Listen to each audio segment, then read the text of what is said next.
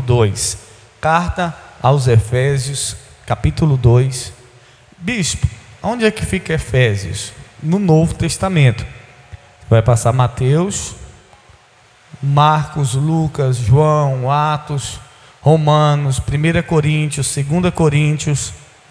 E aí você vai encontrar Efésios, capítulo 2.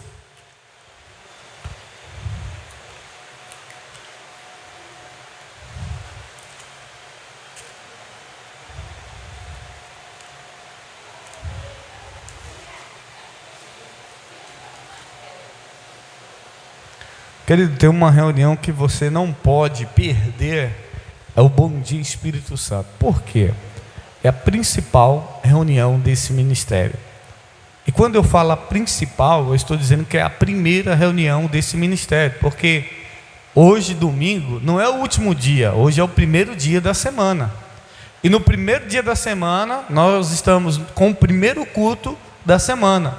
E o primeiro culto da semana é o Bom Dia Espírito Santo. Então é a principal. Por quê? Porque é a primeira.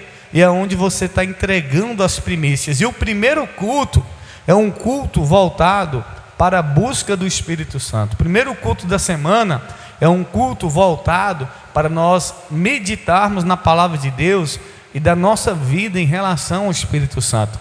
E nós estamos com uma campanha que se encerra hoje, descobrindo o nosso propósito, que aconteceu durante esse mês de setembro, porque o próximo domingo já é 1º de outubro. Então hoje encerra essa campanha e à noite também tem o encerramento da campanha Valores Inegociáveis. E eu quero trazer uma palavra do Senhor para o seu coração, Efésios capítulo 2. Efésios capítulo 2. Quem encontrou diz eu amo a Bíblia. Quem não encontrou diz eu também amo a Bíblia. Efésios 2, o verso 8 a seguir, vamos ler o que diz a palavra de Deus. Efésios 2, 8 diz assim: porque pelo quê? Graça, diga comigo, diga graça, sois salvo, mediante a fé. Isso não vem de vós, é dom de quem? De Deus. Não é por obras, não de obras, para que ninguém se glorie, pois somos feitura dele, criados em Cristo Jesus, para boas obras, as quais de antemão preparou para que andássemos nelas. Só até aí. Curve sua cabeça, feche os teus olhos, repita essa oração comigo. Diga: Senhor Jesus, fala comigo através da tua palavra. Repreenda todo o cansaço, todo o empecilho, tudo aquilo que não vem do Senhor, que tenta impedir de eu ouvir a tua voz. Diga: Deus, fala comigo através da tua palavra, ministra o meu coração. É o que eu oro e te agradeço em nome de Jesus. Os que credes, amém? Levante sua cabeça, olhe para mim. O que é propósito? Nós compartilhamos aqui que propósito é aquilo que Deus tem para a nossa vida. O que Deus tem para nós é um propósito, é para aquilo que nós fomos criados. Semana passada eu falei que o propósito da cadeira é para que as pessoas sentem nela, sim ou não? Sim. Só que uma cadeira, ela pode servir para botar roupa, pode servir para uma pessoa subir em cima como escada, pode servir para colocar um jarro de flor. Ela serve para muitas coisas, mas esse não é o propósito dela. E você, como cristão, você foi criado com um propósito de Deus. E você pode servir para muitas coisas. Você pode servir em muitas áreas. Mas se você não descobre por que ou qual o propósito de Deus na sua vida, a vida perde o sentido, a vida perde a graça. Você só é realizado, você só se sente completo quando você descobre o propósito de Deus na sua vida. E o propósito de Deus na nossa vida sempre vai estar ligado em agradar a Deus e ajudar pessoas. Diga comigo, diga: o propósito de Deus na minha vida sempre vai estar ligado em agradar a Deus e ajudar pessoas. Então o propósito de Deus fala de relacionamento. E eu quero que você entenda que o principal propósito na vida de uma pessoa é conhecer a Jesus. Porque de nada adianta a pessoa querer fazer a obra de Deus sem conhecer a Jesus. Tem muitas pessoas que simplesmente ouviram falar de Jesus e estão agora fazendo a obra de Deus, sem até mesmo ter tido um relacionamento, sem até mesmo ter conhecido de fato quem é Jesus. E quando você não conhece quem é Jesus, você vai forçar, você vai trabalhar na força, você vai trabalhar na sua dedicação, no seu empenho, e não por revelação. E nós não podemos fazer as coisas para Deus na nossa força. A Bíblia diz, não é por força. Se eu tenho que forçar, eu tenho que parar e analisar, porque a Bíblia diz, não é por força, mas é pelo meu espírito. Então no reino de Deus, eu não preciso colocar força para fazer a obra de Deus. Tem a dedicação, tem um empenho. Bispo, quer dizer que eu não preciso fazer nada? Não, dedicação. Mas eu estou dizendo que muita gente está se matando e dizendo assim, eu estou fazendo a obra de Deus. Ou fazer a obra de Deus é duro, fazer a obra de Deus é difícil. A Bíblia diz assim, a bênção do Senhor não acrescenta dores. Diga comigo, diga, a bênção de Deus não acrescenta dores. A bênção de Deus não acrescenta dores. Jesus diz, vinde a mim, todos que estáis cansados, sobrecarregados, e eu vos aliviarei. Aprendei de mim que sou manso e humilde. Levai o meu fardo, o meu jugo, que é suave e é o que? É leve.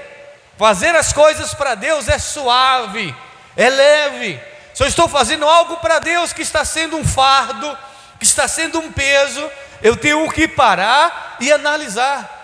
Porque o principal propósito da igreja, e nós precisamos entender isso, não é fazer a obra de Deus, é fazer a vontade de Deus. Diga comigo, diga, mais importante que fazer qualquer obra é descobrir qual é a vontade de Deus. Jesus tinha uma missão.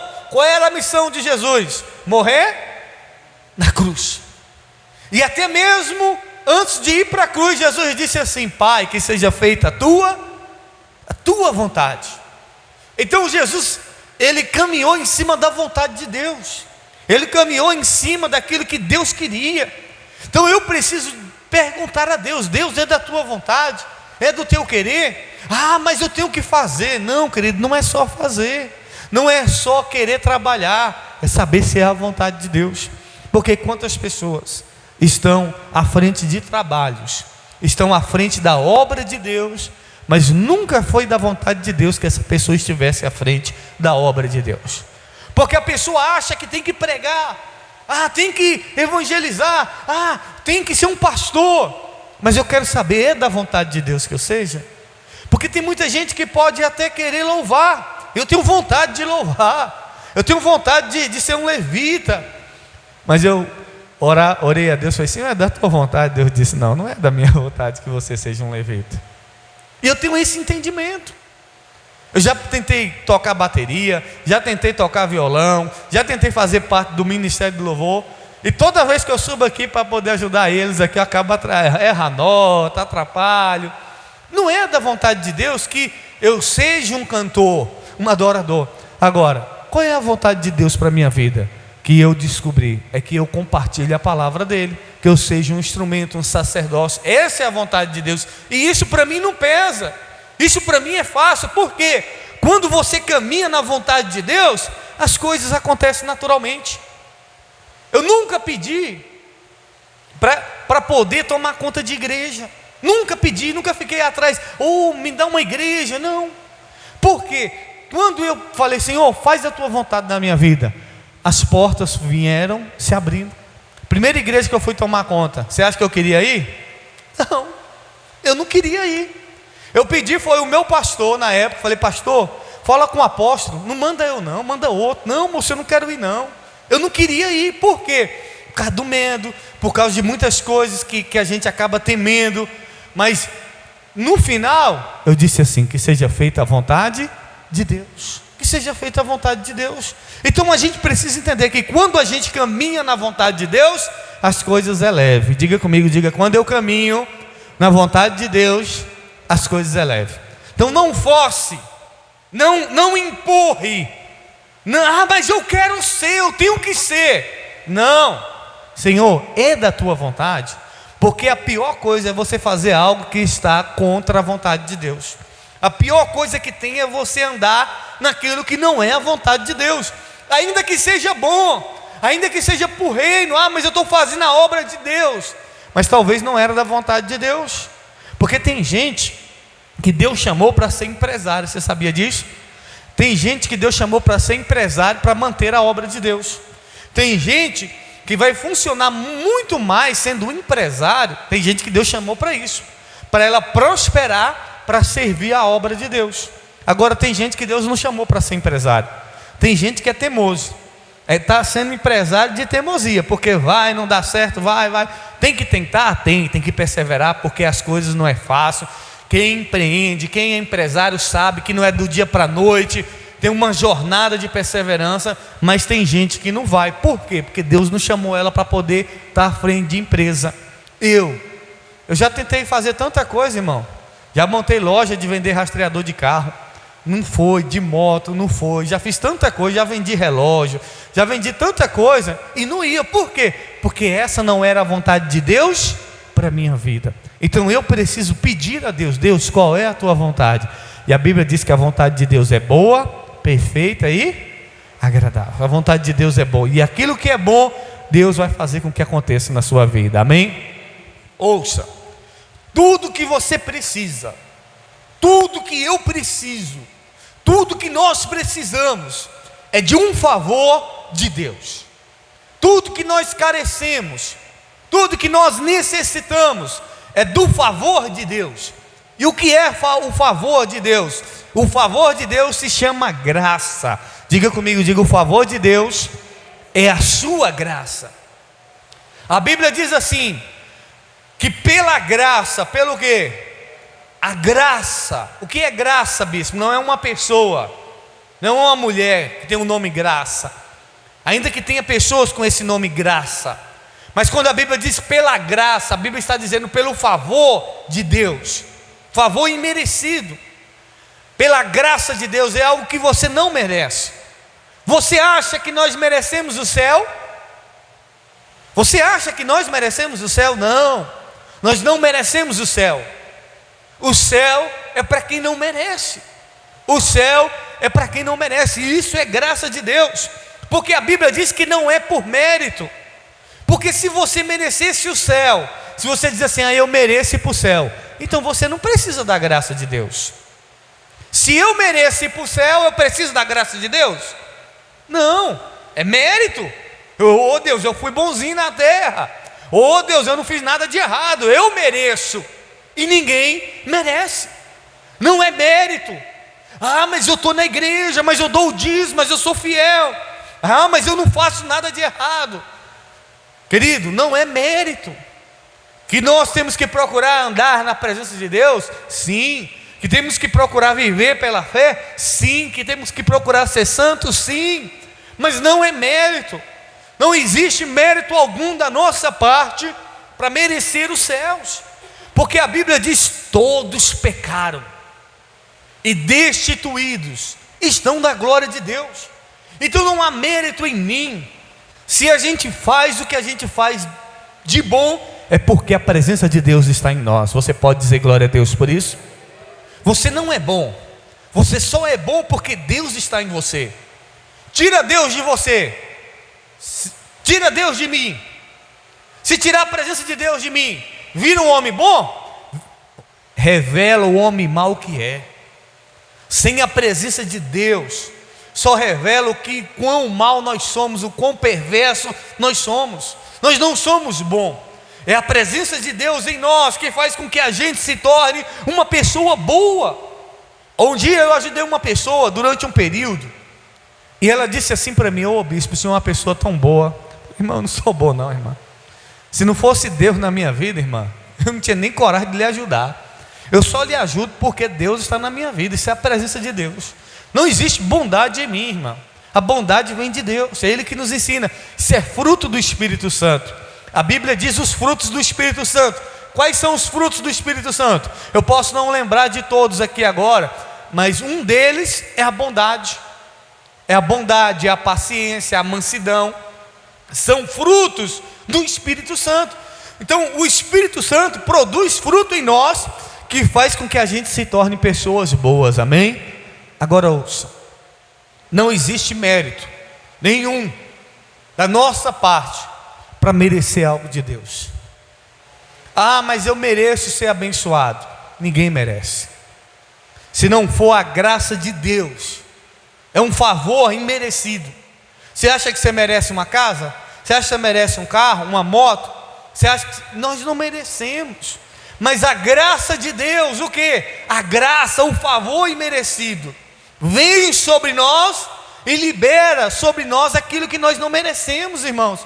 A bondade de Deus, a graça de Deus, o favor imerecido. Então nós precisamos entender que nós somos carentes, necessitados da graça de Deus. Nós somos necessitados da graça de Deus. Eu posso ouvir um glória a Deus?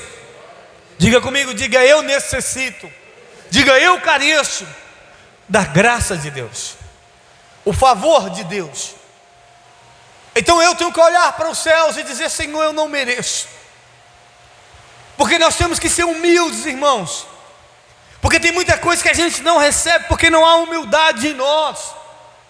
As nossas orações são: Senhor, eu estou indo na igreja, Senhor, eu estou me esforçando, Senhor, eu estou dando dízimo, Senhor, eu estou renunciando ao pecado, o Senhor sabe que eu mereço ser abençoado. Não, eu não mereço. Eu não mereço. Mas a graça de Deus vem e libera sobre mim aquilo que eu não mereço.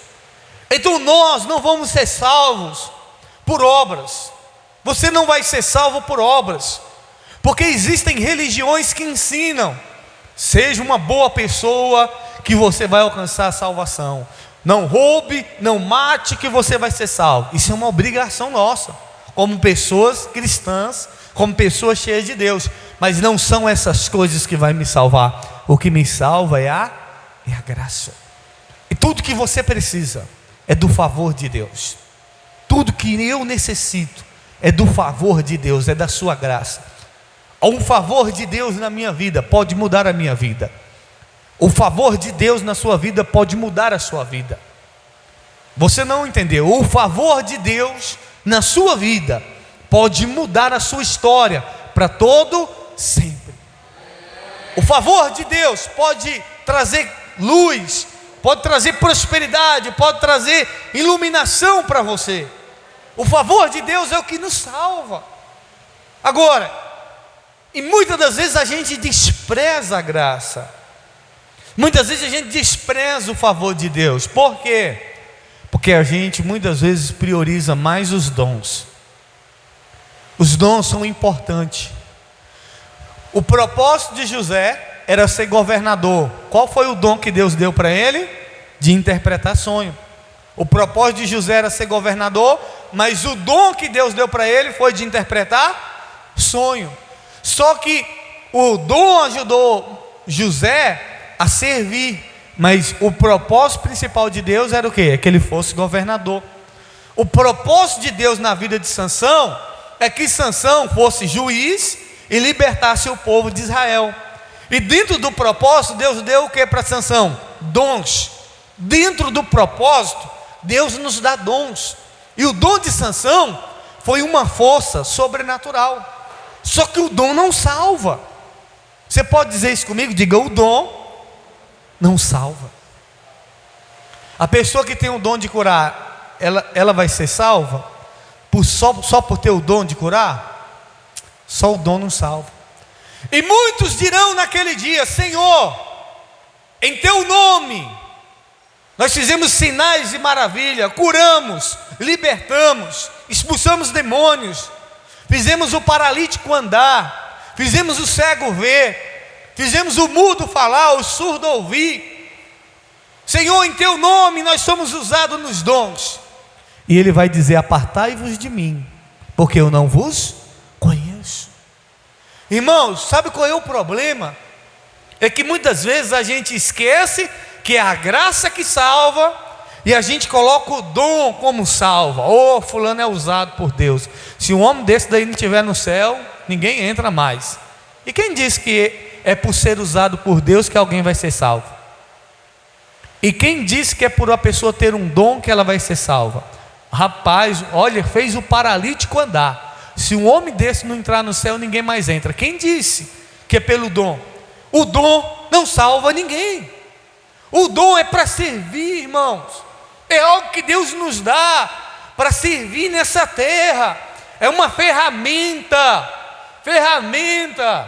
É uma ferramenta que ajuda, que contribui. Mas aquela ferramenta não tem o poder de salvar. É importante. Eu não estou menosprezando, não estou dizendo que você não tem que buscar o dom, não estou dizendo que você não tem que ter dom. Não, a igreja precisa buscar os dons. Paulo disse, nós vimos isso aqui: procurai com zelo os melhores dons. A igreja precisa fluir no dom. Só que qual é o problema da igreja atual, das pessoas que fluem no dom? Elas se gloriam por causa do dom. E o dom nunca foi para glorificar homem nenhum. O dom nunca foi para glorificar mulher nenhuma. Oh, você viu fulano? Fulano ora muito, viu? Por isso que Deus usa ele. Fulano consagra, jejuma, homem de Deus, por isso que Deus usa ele. Nunca foi para glorificar homem. Ainda que a pessoa seja usada, mas que toda honra, toda glória seja dada a quem? A Deus. O dom é para glorificar a Deus. O dom é para exaltar o nome de Deus. A gente podia aqui na sexta-feira dizer: aí, irmãos, ó Deus me usando, ó Deus me usou aqui, ó coroa, tá vendo aí? Deus me usa. Não, Deus usa qualquer pessoa. Deus usa qualquer um. O dom funciona na vida de qualquer pessoa. Quem te curou? Jesus. É Jesus que cura, só sou um instrumento. A glória é dele, não é do pastor, não é do bispo, não é do homem. A glória é de Deus. Só que lamentavelmente tem muita gente roubando a glória de Deus por causa do dom, e achando porque tem o dom vai ser salvo. Irmãos, Deus me usa, irmãos, eu oro de madrugada, irmãos, eu pago preço, toda vez que eu oro Deus responde. Não é isso que Deus quer. João Batista disse assim: que diminua eu e que ele cresça. Quanto menos eu aparecer, quanto menos eu for visto, quanto menos o meu nome for falado, mais o nome dele será falado, mais o nome dele será glorificado. Não é o dom que vai me salvar. E nós precisamos atentar para isso, igreja, porque você pode funcionar no dom, e achando porque você tem um dom de Deus, você vai ser salvo.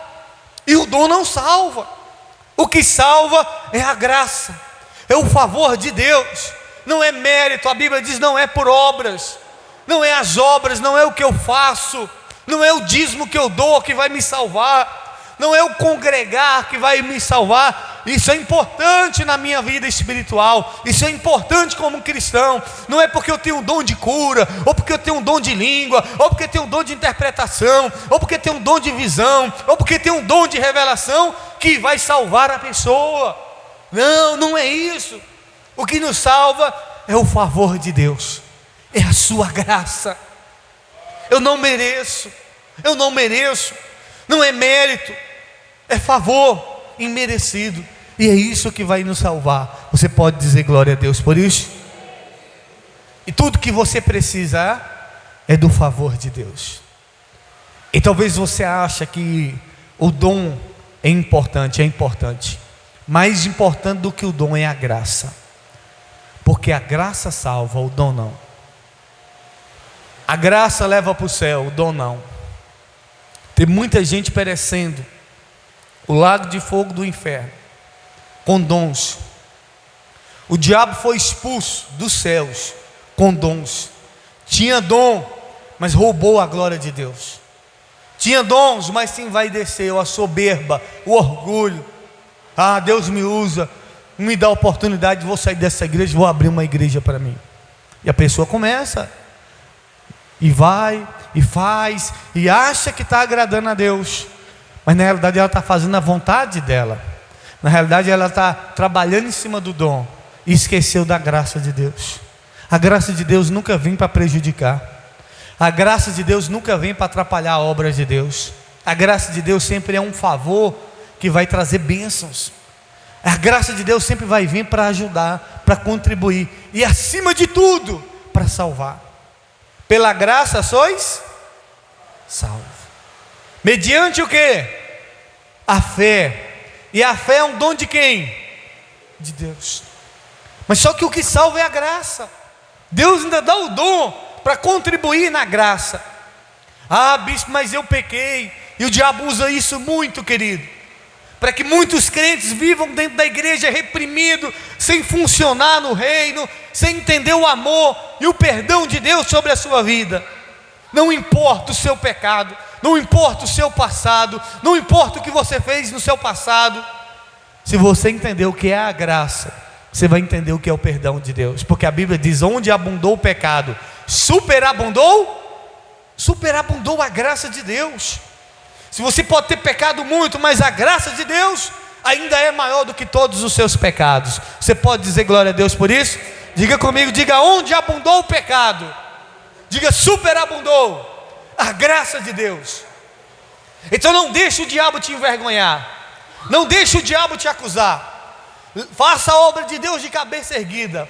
Alguém pode dizer: ah, aquele ali não é fulano que fazia isso, isso e isso. Ah, ali não é ciclano, ali não é beltrano. E você se envergonhar por causa do seu passado. Não se envergonhe, porque Deus já apagou o seu passado e está escrevendo uma nova história, amém? Não se envergonhe do seu passado. O que passou, passou. O seu passado passou. E Deus agora tem uma nova história na sua vida. Deus agora está querendo que você viva na graça. E a graça é que eu não merecia, mas Ele me escolheu. Eu não merecia, mas Ele me chamou. Nunca foi mérito e nunca é por mérito. Entenda isso.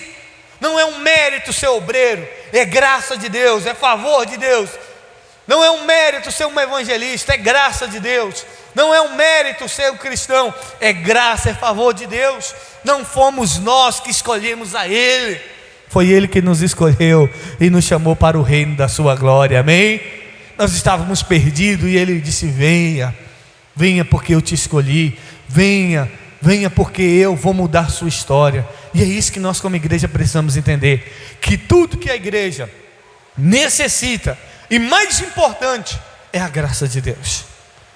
Porque você pode viver frustrado por não ter um dom A ou dom B. Tem pessoas que vivem frustradas porque elas querem um dom e não tem aquele dom. Ela tem outros dons, mas ela quer o outro. Ela quer um dom para glorificar ela. E é muito perigoso isso, porque o dom não é para glorificar a pessoa nenhuma, o dom é para glorificar a Deus. Só que mais importante que o dom é o que? É a graça. O dom salva? O dom salva, sim ou não, irmão? A pessoa tem um dom de revelar a vida dos outros, isso vai levar ela para o céu? A pessoa tem um dom de curar as pessoas, isso vai levar ela para o céu? Ou eu estou no céu porque eu curei muita gente, ou eu estou no céu porque eu revelei a vida de muita gente. A pessoa tem um dom de visão, vê as coisas, isso vai salvar? Não vai. O que salva é a graça de Deus. Então não despreze a graça de Deus. Não é mérito, não existe mérito da nossa parte. A gente só tem que dizer: Senhor, eu não mereço. Obrigado, Senhor. Obrigado por o Senhor ter me escolhido. E quando a gente entende o que é a graça de Deus, a gente começa, querido, a viver e praticar as boas obras, amém? A graça de Deus me ensina a perdoar. Eu pergunto: aquela pessoa que te machucou merece perdão? Não. Mas se você perdoar ela, isso é o que? É a graça. Mas você não quer perdoar. E aí, como é que você quer graça também? A Bíblia diz: se você não perdoar, o vosso Pai que está no céu também não vai. Ah, bispo, mas é muito dinheiro. E você acha que você devia pouco para Deus? Você acha que a nossa dívida era pequena? Não era pequena não, irmão.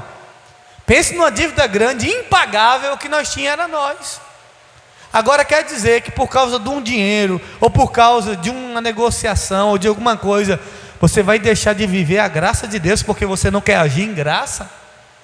Porque a graça de Deus é assim: eu recebo ela sem merecer. Agora, se eu também não transbordar ela na vida das pessoas, ela cessa na minha vida. Eu não merecia ser perdoado, irmãos, pelos pecados que eu cometi. E a gente comete na vida, porque nós somos pecadores, somos falhos.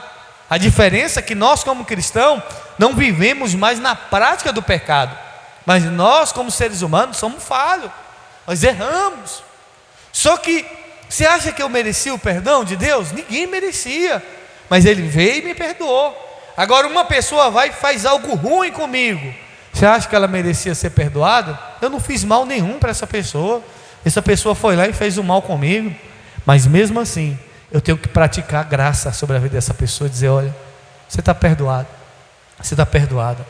Então eu não sei qual é a situação da sua vida que você vai precisar liberar graça. Mas eu quero dizer, se você quer ser salvo pela graça, você precisa andar e liberar graça sobre as pessoas. Amém? Fez o mal? Libere graça sobre a vida dessa pessoa. Ela não merece, bispo. E a graça é isso. A graça é um favor imerecido.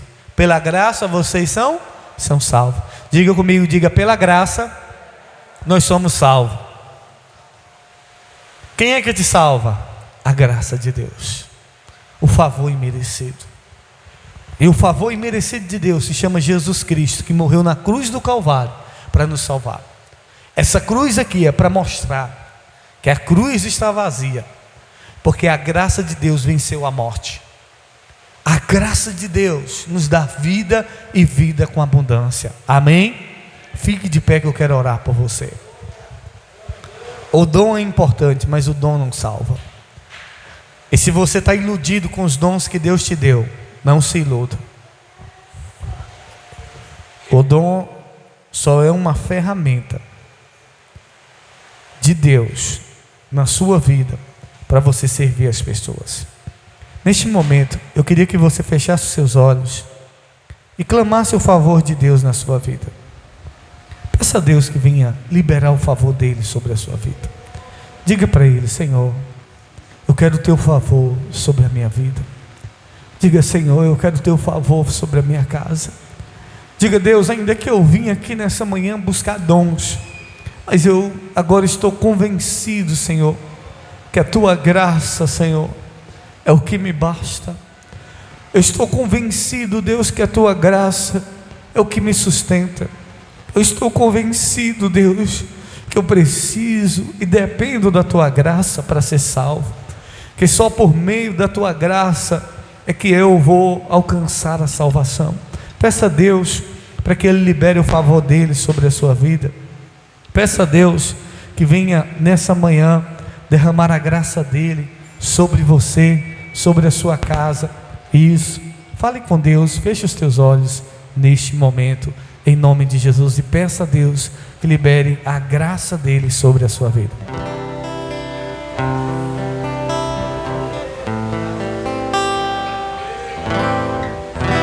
Feche os teus olhos.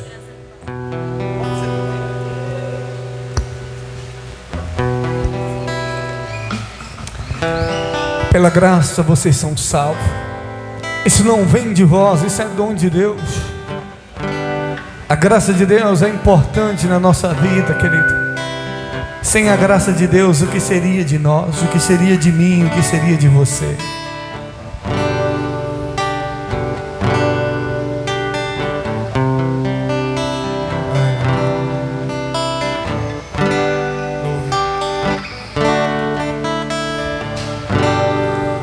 Eu não preciso ser reconhecido por ninguém. Diga isso, faça dessa canção a sua oração. A minha glória é fazer com que conheçam a ti. Diga para ele. E que diminua eu, para que tu cresças, Senhor, mais e mais.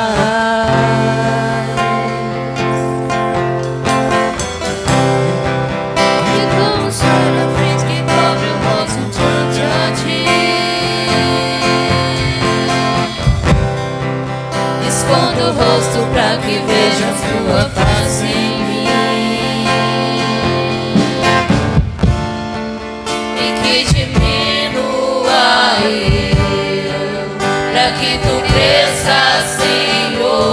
declare mais e mais. mais e mais. O Santo dos Santos, a fumaça me esconde, só teus olhos me veem, debaixo de tuas asas é o meu abrigo, meu lugar secreto, só tua graça me basta, tua presença é o meu prazer.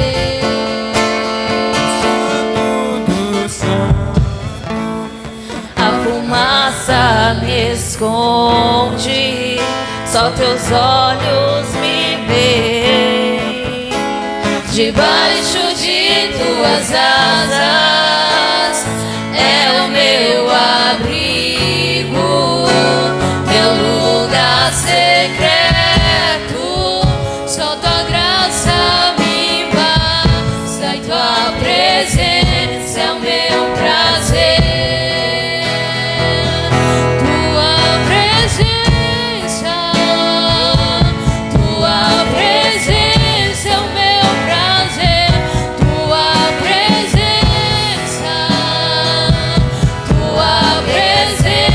é o meu prazer.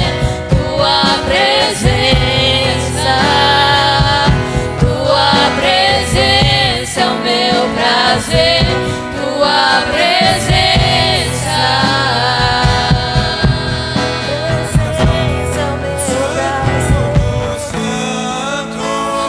tua fumaça esconde, só teus olhos me veem, debaixo de tuas asas é o meu abrigo, meu lugar secreto, só tua graça me basta e tua presença é o meu prazer.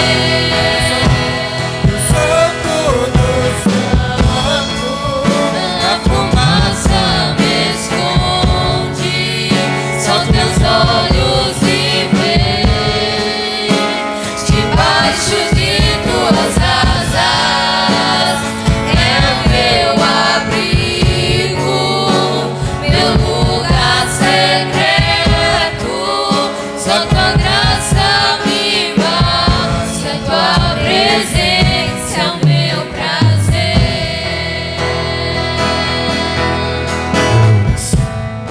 Pai, queremos reconhecer, Senhor, que somos dependentes da tua graça.